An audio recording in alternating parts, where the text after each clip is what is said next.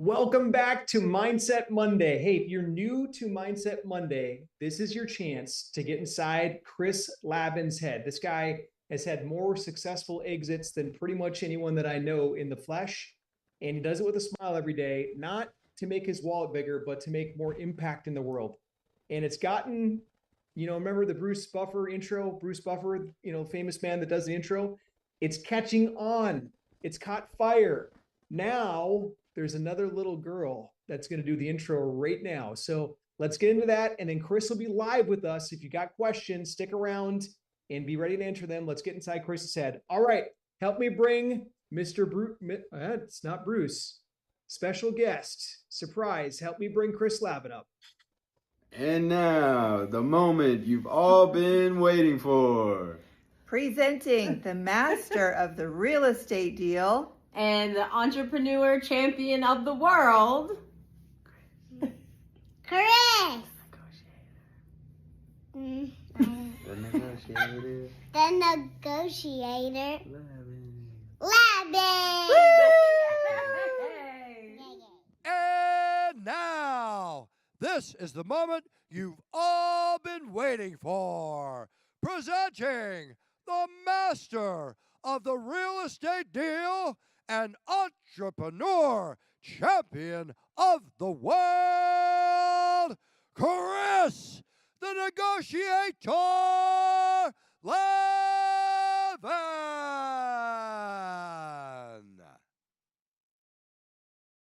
All right, there you go. That's the best intro ever. I always talk about how much I love that intro. This one is better. Hey, and listen, guys, if you would like to do that recording and send it over, see if you can beat out Bruce Buffer and you become the intro for the show, I'm all about it. So send in your video, send us a link, we'll download it, and we might even put you out on our Facebook and YouTube, and we're making you famous. Not that I'm famous or anything, but people do recognize my bald head. It's an amazing thing.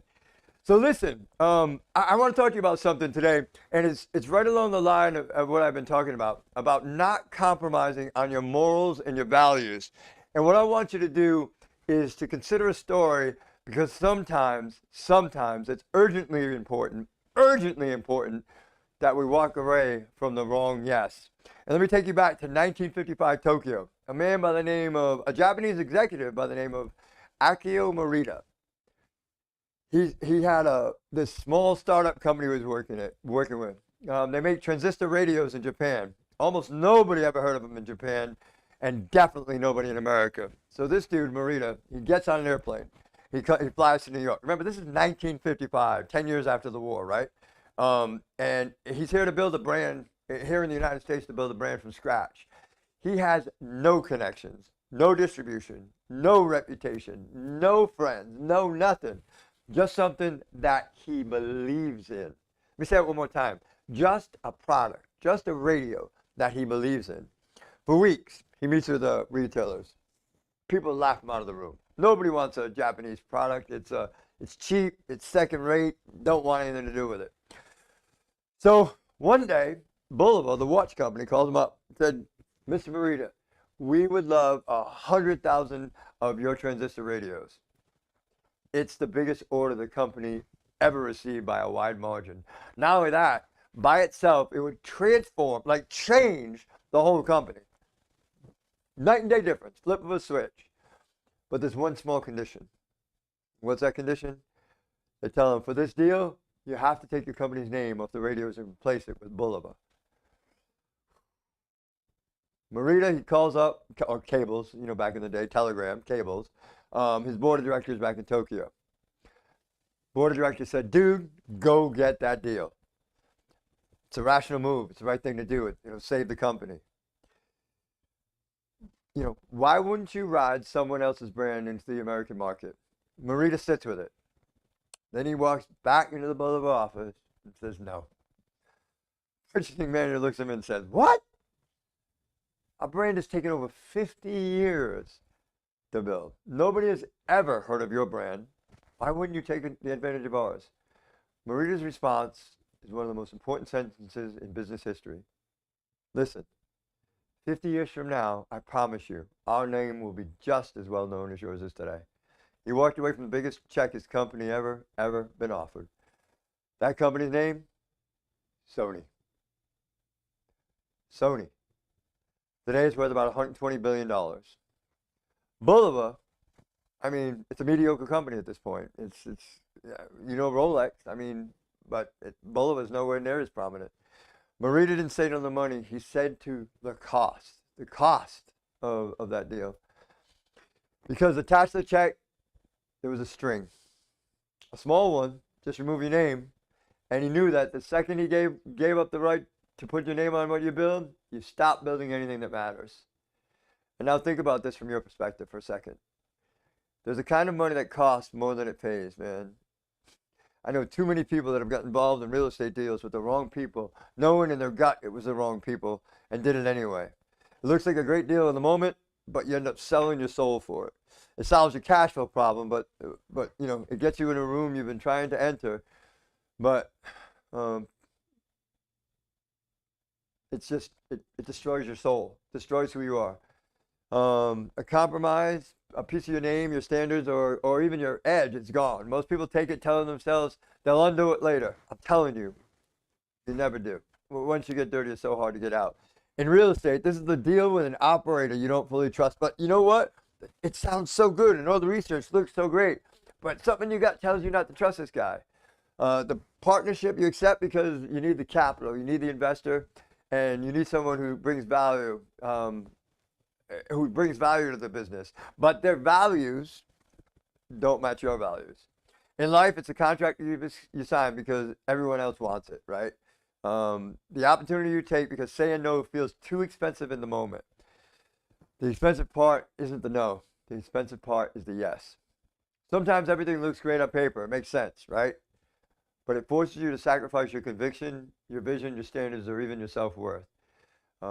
This is supported in Scripture, Proverbs 16:8. Better is a little with righteousness than great revenues with injustice. Better is a little with righteousness than great revenues with injustice. The yes of your career isn't always the right one. Remember this. Remember this, remember this, remember this. The strongest move you can make is being willing to walk away. If you treat every deal like you can just walk away from it, you will never be held hostage by the fear, by the anxiety, by any of that stuff going on. Always audit what you say yes to. Right now, there's something you say yes to that isn't 100% aligned. It's going to ruin you, either internally or externally 5 years from now. Picture yourself five years from now looking back. Is that version and that decision proud? Are you proud of it? If not, you have your answer. Listen, there's a deal I was involved in many, many years ago. I was still in the audio video integration business, and we were building a whole editing suite for a movie for a guy in Miami, and I'll never forget, man. It's like every inch that I gave, he took a mile, and we were working on a contract. The contract was just shy of $4 million. And I'll never forget, I had given and given and given and conceded and conceded and conceded. And then we got down to this stupid one thing. And the stupid one thing was $83. And for me, it was nothing. But the way the guy attacked me over this $83, it was just like money was his God. And I couldn't, like, you can't walk through a pool of mud with a white suit on and come out the other side clean. It doesn't work no matter what your intentions are. And associating myself with somebody like that just felt bad. And I'll never forget. And my business wasn't big at the time. I literally walked away from $1 million in profits. $1 million. And at first it was like, oh my gosh, what did I do? What did I do? $1 million, we could do a lot with that money.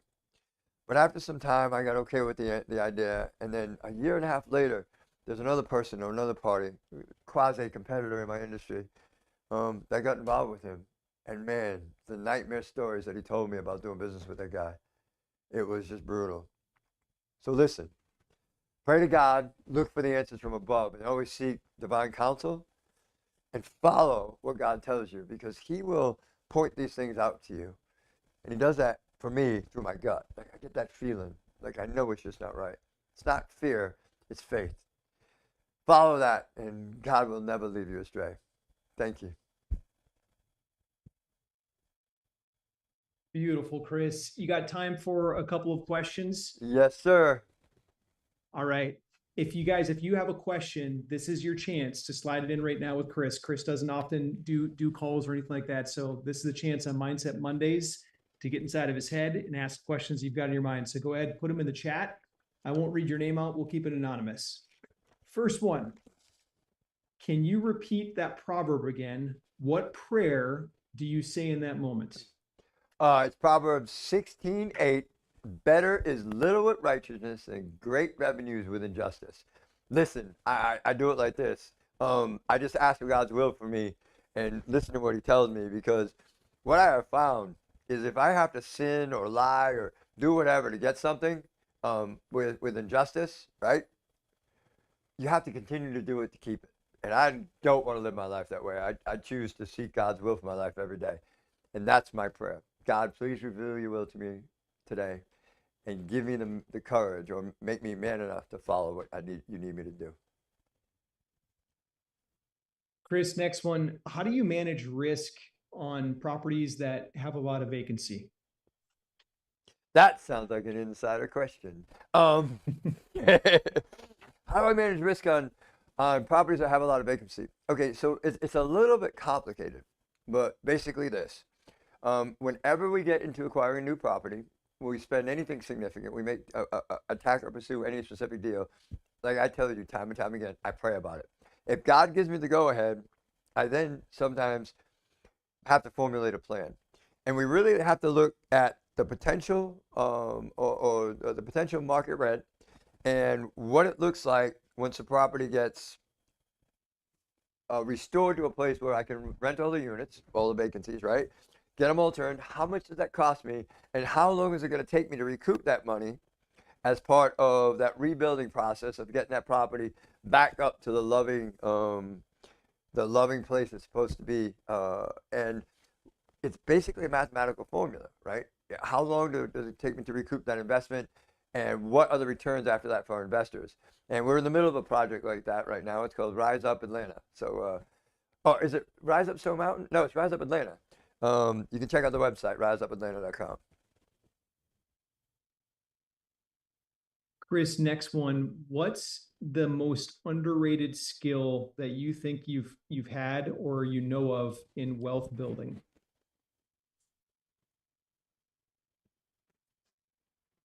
Did you say the most underrated? Underrated. Yeah. How about living within your means? Right? So much of society today, and it's so funny, I was just watching something about this the other day. When I was a kid, you would go to Sears or Kmart, because Walmart didn't exist then, right? I'm really old. And let's say you wanted that, I don't know, Red Wagon. I'm just using something. Red Wagon cost $30, but you had 5.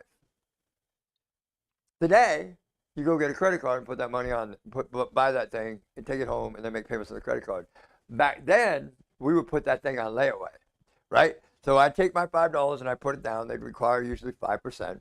You put that down, and they put it in back, and then I would go and mow lawns, shovel snow, or do whatever I have to do to earn the money to make that payment on the layaway to get all my money in there so that I could take that thing home. See, that is living within my means. Today, we drop that credit card down, buy that thing, and now we got to figure out how to pay for stuff. Doesn't work. So to build wealth, first thing you got to learn to do is spend less. Spend less, live within your means, and invest wisely with that money rather than creating debt. So if you read the book, The Richest Man in Babylon, this is what he talks about. How taking your money, investing it, and then earning money with that investment, and having that money earn you money. And he calls it the kids' money, and then the grandkids, and then the grandkids. And all of that money working together to build your wealth for you. So living within your means is the most underrated thing in the world. Chris, your next one. As we submit LOIs, what type of significant value add opportunities would you look for? Oh, that is such a broad question, right? So we do all kinds of things. one of the first things that we look at is called RUBS. What RUBS is basically taking a portion of the utilities, or taking the utilities and pushing them back to the residents to pay rather than paying for them as a community. Then we look at things like paid parking. We look at putting Amazon things into and charge a premium for that. We look at valet trash. We look at all kinds of little things. It's amazing, right? So if you take and add $50 or let's say $100 per apartment on a 100-unit complex, right? That's $10,000 a month. If you can increase your revenue by $10,000 a month as a result of getting $100 per apartment more, whether that be storage or reserved parking or all kinds of these little things, internet or whatever, that $10,000 turns into $120,000, right? Of NOI, basically, because it's profit. And guess what? When it comes to multifamily commercial real estate, for every $100,000 you increase your value at a 6.5 cap, that increases the value of your building by $1.6 million. Remember, $100 a unit times 100 units, $1.6 million in value. So, those are some of the ideas and some of the things that we implement to make that happen. Chris, with all your struggles in life, how did you change your mindset? I didn't. God did. God showed me that. God opened my eyes to the fact that He was present, there was love, and there was value on this earth. And once I started seeing that, and I saw that there was a different way to live, the miracles started happening. I accepted Jesus Christ as my Lord and Savior. My heart got open, my direction changed, and what you're looking at is a profound miracle of redemption and of life. Chris, is your gut feeling an organic feeling, or is it something that you trained? Very good and interesting question. Deep down inside of every man, woman, and child is a basic understanding of God. It's a quote that I love. And the reason for that is because God is there directing us and telling us, but we like push it away with life and ego and all that stuff. So it is organic, but my faith in it came from developing the skill to listen and to follow it over time. So I guess both is what I'm trying to say. Chris, you got a real estate deal here. It's got a 1.3 debt cover service ratio, Class B, 7.5 cap rate. First year cash on cash, 4.37. Second year it goes up to double digits. What are the options for raising cash on cash? What are the options? There's only one way to do that, right? Is you got to somehow get your expenses down. So it's 1.3, so I assume there's debt going on.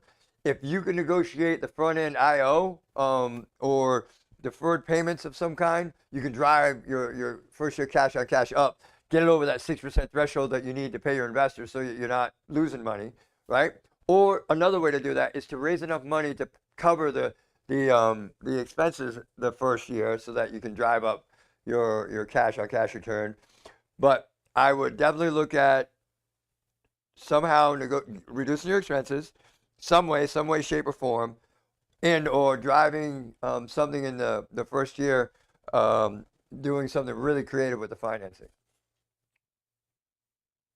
Because it sounds like you could make up for it in the second year without issue. You're in double digits. Yeah. Or be upfront with your investors and tell them that there's no dividends going to be paid, no preferred returns being paid in the first 6 months of the first year. That way you can use what from the first 6 months to use it to pay the second 6 months, right? Because if you've got 4.5%, theoretically you have 9% on the second part of the year. or enough to cover up to 9%. That's what I would do. But I would not let a deal like that go if it's that close. I would figure that out for sure. Chris, thanks for living all these values, Chris. What place does mentorship play in building those skills and values, and how did you choose them? Mentorship for me, what did I do?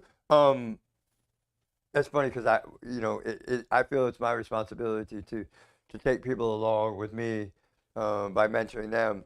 But back in the day, I had some very loving men in my life that loved me because I was a son of God, a child of God, and they took the time and invested in me when I didn't see anything worth investing in. And they became my mentors, first of all, on how to live life, right? And then once I got better at that, I started seeking mentors professionally. And I have never been able to have a relationship with somebody where they mentored me only professionally. What I mean by that is I have acquired other life skills outside of the scope of whatever it was I was seeking initially. Because what I found is the thing that I'm seeking generally is the tip of the iceberg of the person that's doing it. There's a whole bunch going on under the water. And I've been blessed enough in my life to find some amazing men that they got great joy by helping me. And that's a debt. And I miss a lot of them. They've all of my great mentors have passed. All of my great mentors have passed, and I miss them dearly. And it was a great joy for them. And I repay them by doing that to the men around me today. Chris, the questions keep coming. Hope you don't mind a little bit of overtime. I'll save some of them at some point. I'll cut it No, off. go ahead. Get you a couple more. Okay. Next one. Family is struggling to pay bills, has 2 months worth of reserves, is asking, should I keep submitting LOIs, or would you recommend that I get a full-time job and then to cover short-term expenses and then work on LOIs with spare time?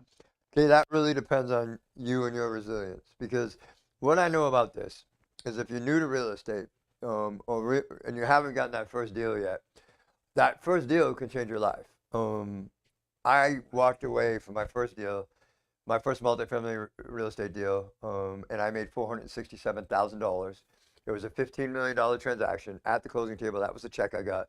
I didn't use a penny of my money. I borrowed every single dime of it. And that's what I netted at the end of the day. So I did all that while I was still working on and running my other business. Chris Lavin, is capable of doing that. If you are not capable of doing that, I would tell you to not quit 5 minutes before the miracle, right? That if you're submitting LOIs, it sounds like you're doing the right thing. Make sure that you're submitting at least 3 to 5 LOIs a day. Just keep doing it, keep doing it, keep doing it, keep doing it. It's numbers, right? It'll take probably 35 LOIs to get that one deal. Sometimes it takes 69, and then the second one comes in 3, right? So just keep doing it, keep doing it, keep doing it. But if you need to work, I mean, Uber Eats or something like that to bring a little bit of cash in is totally acceptable. Like I said, I was working 18-hour days, and I was able to get into real estate, but I'm kind of I'm resilient. Chris, last one for today, and then I'll save the rest for next week. When vetting property managers, what criteria do you use to determine the good ones from the bad ones? Performance history, or history of performance. We really try to take a look at what they've done in the past. And one of the things that that is huge for me is that they share my values. Not my religion, not my God even, but my values. There are people who have different religions that have the same values I have when it comes to multifamily real estate and the importance of the tenants and the importance of the community and the importance of impact. So I'd have to say they share my values, they have great history, and they're willing to go the extra mile. With that, I'm going to wrap up, guys. I want you to understand one thing from my perspective, my belief, and my opinion and experience. God has blessed me and my friends and the people around me with an amazing life. Not out here, in here. We have amazing relationships. My wife's out of town. I got to hang out with a dear friend of mine, family, yesterday, and we were running around like lunatics with the little kids playing laser tag, and it was the best. See, God's blessed me with things like that, and it's because I get on my knees in the morning and I ask for His will for my life. I ask Him to make me man enough to follow it and to do what I need to do. And as a result of following His will for me, He has blessed me over and over again. And I know for a fact God does not love me any more than He loves you. He doesn't love you any more than He loves me. So I guarantee if you seek God in your life, you'll get the joy, the freedom, the faith, the comfort, and the peace that He's blessed me with. God bless y'all.